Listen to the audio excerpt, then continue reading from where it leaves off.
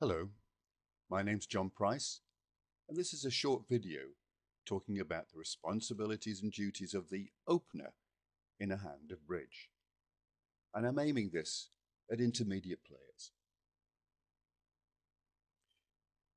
Now here are the list of characters in playing a hand of bridge. Act 1 is about the bidding. And there's the opener, the responder, the overcaller, and the advancer are all possible characters. In Act 2, the play of the hand, there's the declarer, the defenders, and a non-speaking part of the dummy. And yes, this video is all about the opener. Now, you are the opener if you've got an opening hand and you've got the chance to be the first one to bid. That's important. Just because you pick up a hand and go, I think I can open with this, doesn't make you the opener. If anybody else makes a bid before you, you can no longer be the opener. And most bidding systems give a lot of information on what you should do when you're the opener. So of all the characters, this is the easiest one for me to discuss. But best discuss it over a particular hand. Now there are two sorts of hands. And the first example we'll look at is going to be a balanced hand. But just as a reminder, if you're lucky enough to have a balanced hand, that is a hand which has no singletons or voids and only one doubleton, then as long as you've got the required number of points, you can open using this system here, where I'm talking about the ACOL bidding system. If you've got a hand with 12 to 14 points, now points comes from all sorts of things.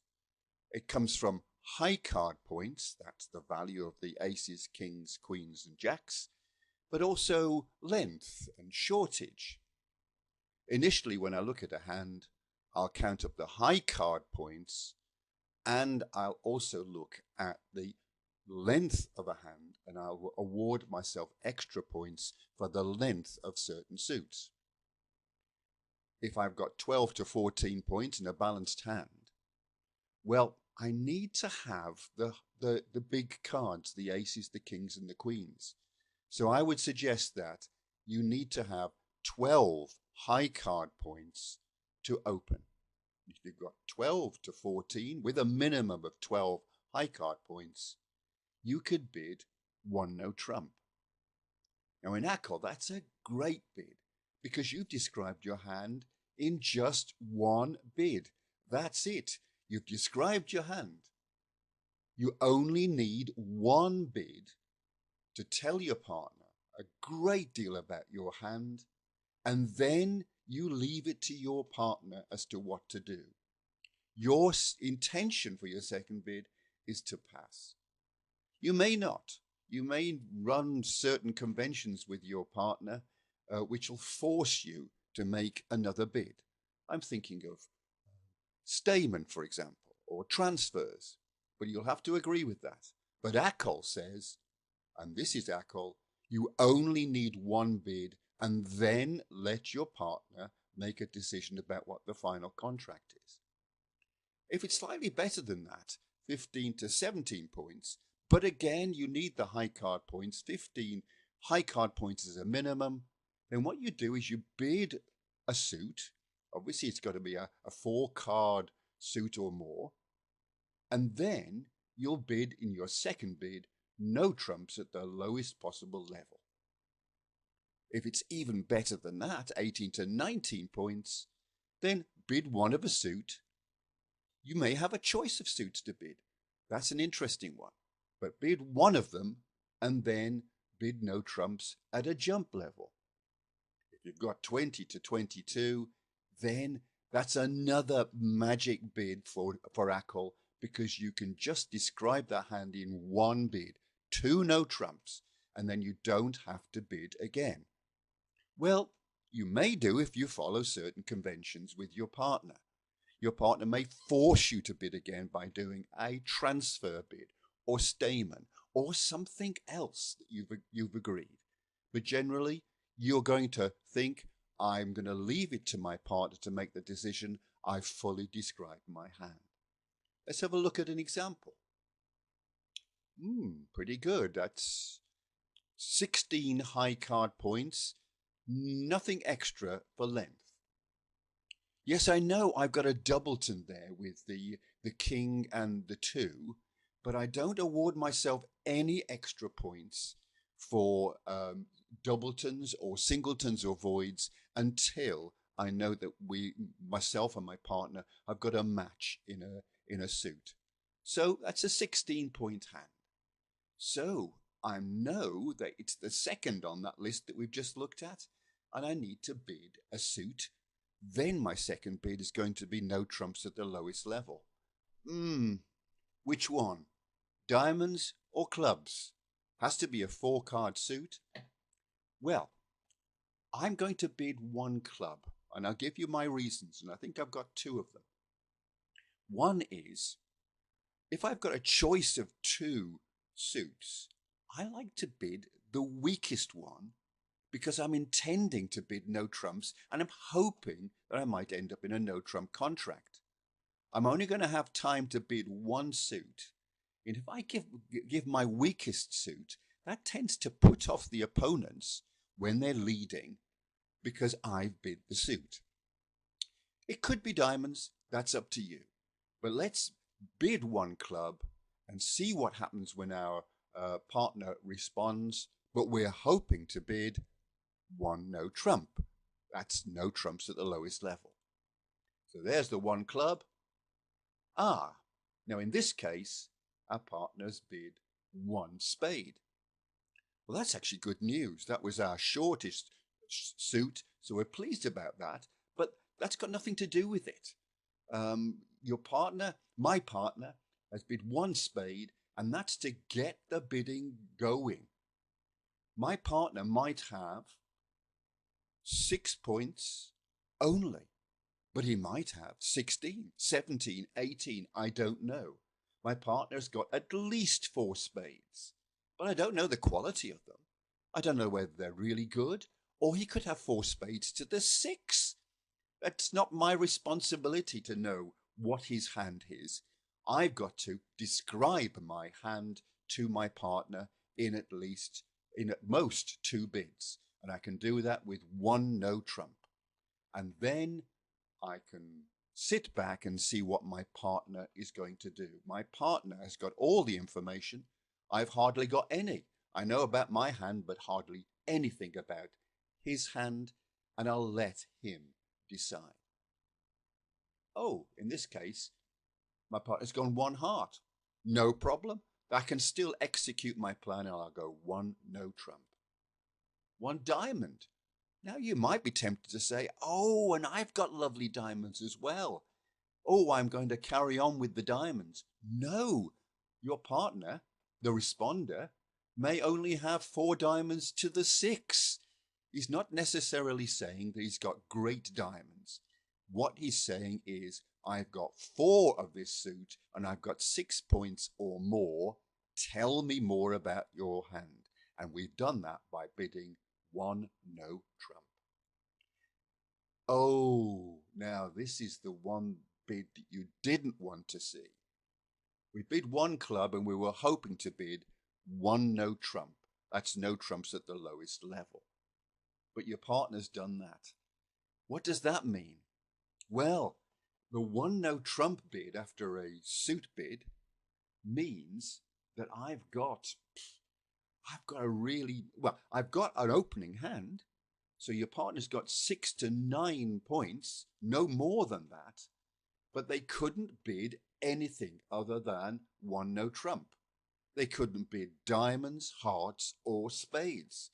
If they could have done, they only needed to have 4 of them to a small number. The 6 or the 7 doesn't matter. That would be allowable, but they haven't done that. So they're saying, I can't bid any of those. So I'm going to have to bid 1 no trump. I can't bid at the 2 level because I haven't got enough points. I'd need 10 points or more. They're not even saying that they've got a no trump type hand. They're just forced into bidding that.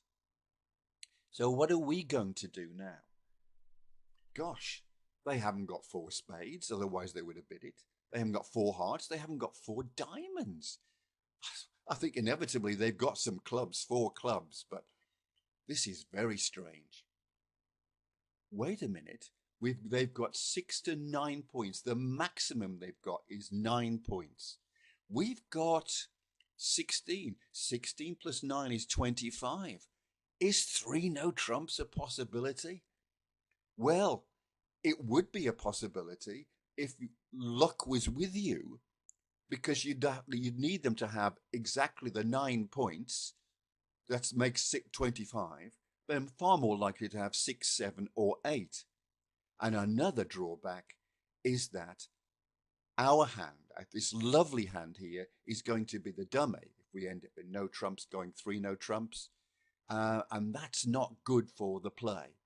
So I think in this case, the only thing is you're going to have to make a decision, and you're going to have to pass.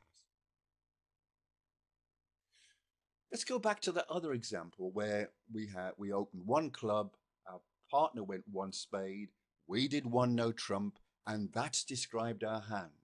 Now our partner's gone 2 spades. What do we do? And the answer is nothing. We're going to pass. We've described our hand, and our partner has now made the decision. It's 2 spades. I don't know what my partner's got. I'm hoping that they've got quite a lot of spades, but they've made the decision, and we're going to leave it at that. You would pass in this case.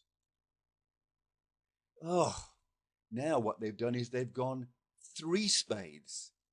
Now, why have they gone 1 extra to those spades? I'm hoping that they've got maybe 6 spades rather than 5. But they've got a better than hand. But 3 spades is neither here nor there. 2 spades was a nice contract. 4 spades is an excellent contract. 3 spades is bang in the middle. Who wants to play a contract of 3 spades? I think we have to recognize this as your partner saying, partner, thank you for your information, and knowing my hand and yours, 3 spades is a good possibility. Remember, they know we've got 2 at least. But maybe 4 spades is on. What do you think, partner? Have you got something a little bit extra to bid 4 spades? Now, this means then that we're going to have to make a decision here. Do we leave it at 3 spades, or do we go on to 4 spades? Now, I've said earlier on that it's the responder, not us, that was going to be making the decisions. Well, it usually is. But when I go out shopping with my wife and she tries on 8 or 9 dresses, quite often at the end, she'll say to me, now, John, shall I go for the red one with white spots or the white one with red spots? And now I have to make that very final decision. I hope I was paying attention when I looked at those dresses there. So it's sort of like that. Mind you, my wife will often override the decision that I've made.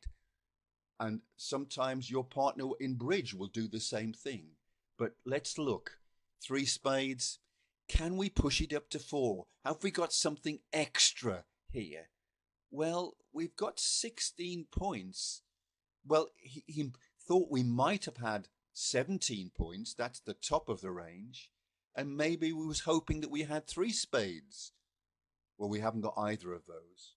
I'm sorry, but with me, I would pass with this one. Oh, and here's another one. Here's another one where your partner is very grateful for all the information, but he's not quite sure. He's not quite sure whether to pass or go to 3 no trumps, because 2 no trumps is a strong possibility, but he wants to invite us to go on to 3 no trumps. He's saying, thank you, I now know you've got 15 to 17 points. Have you got the top of the range there? If so, go to 3 no trumps. Well, I re-look at my hand. Is there anything extra that I could count there? If there'd been a 10 or a couple of 10s there, I would have gone on. But in this case, we haven't got the maximum of 17 points, so I will pass. In conclusion, if you are lucky enough to be the opener, then your aim is to bid twice to describe your hand, and then it's your responsibility to leave it to your partner to make the decision on the contract. Maybe your partner's decision is to give you a choice of 2. Is it this one or is it that one? But generally, it's your partner that's got all the information and you have got very little. So leave it to your partner. Thank you for listening.